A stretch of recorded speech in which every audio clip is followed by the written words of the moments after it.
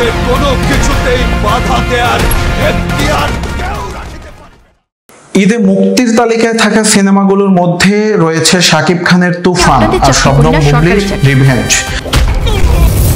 এই ইউনিফর্মটা আমাকে দেওয়া হয়েছে দেশের সেবা করার জন্য। রায়হান রাফির পরিচালনায় তুফানে শাকিবের বিপরীতে আসছেন ঢাকার নাবিলা ও কলকাতার মিমি চক্রবর্তী। আর মোহাম্মদ ইকবালের রিভেঞ্জ সিনেমায় বুবলির নায়ক রোশান। এই দুই সিনেমার মধ্যে বুবলির রিভেঞ্জ নিয়ে বেশ আশাবাদী খল অভিনেতা মনোয়ার হোসেন ডিপজল, আর হতাশা প্রকাশ করেছেন শাকিবের তুফান সিনেমাটি নিয়ে। এই খল অভিনেতার কথায় রিভেঞ্জ ছবিটা ভালো হয়েছে। আমার মনে হয় এই ঈদে এটাই 1 নম্বরে থাকবে।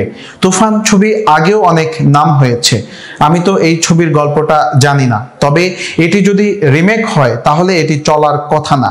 আর যদি রিমেক না হয়, অন্য কোনো গল্প হয়, আর যত বড় কথা বলে এই ছবি অত বড় যায় না।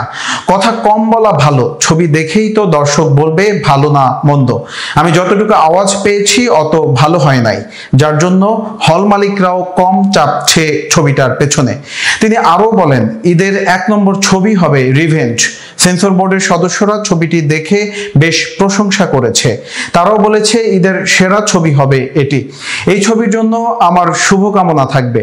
তুফান প্রসঙ্গে ডিপজল বলেন, শাকিব খান আমাদের ঘরের ছেলে, এই ঈদেও ওর ছবি আসছে, ওর জন্য শুভকামনা থাকবে। উল্লেখ্য, ঈদে মুক্তির তালিকায় এগিয়ে থাকা সিনেমাগুলোর মধ্যে রয়েছে মোহাম্মদ ইকবালের রিভেঞ্জ, রায়হান রাফির তুফান, মুস্তাফিজুর রহমান মানিকের ডার্ক ওয়ার্ল্ড, রশিদ পলাশের ময়ূরাক্ষী, সুমন ধরের আগন্তুক।